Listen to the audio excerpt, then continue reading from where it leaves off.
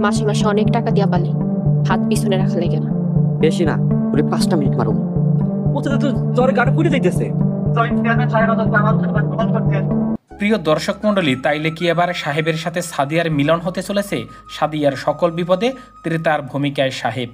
কোন দিকে যাচ্ছে সাহেব নামের গোলাম নাটকটি জানতে হলে পুরো ভিডিওটি দেখবেন। অবশেষে জমে উঠেছে সাহেব নামের গোলাম নাটকটি। যারা বহুদিন ধরে এই নাটকটি দেখছেন তারা অবশ্যই জানতে উদগ্রীব হয়ে আছেন আগামী পর্বে কি হতে চলেছে।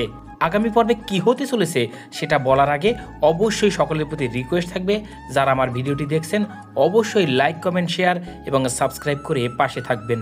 আর কে কোথায় থেকে আমার ভিডিওটি দেখছেন এবং নাটকের কার অভিনয় আপনার সব থেকে বেশি ভালো লাগে অবশ্যই জানাবেন। তাহলে চলুন কথা না বলে জানা যাক আগামী পর্বে কি হতে চলেছে।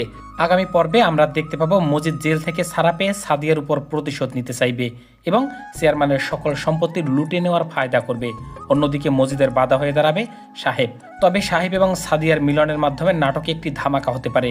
ধারণা করা হচ্ছে জিনাতের বাচ্চা প্রসব করার সময় মারা যাবেন এবং তখন জিনাতের রেখে যাওয়া বাচ্চা লালন পালন করার জন্য সাদিয়ার সাথে সাহেবের বিয়ে হতে পারে।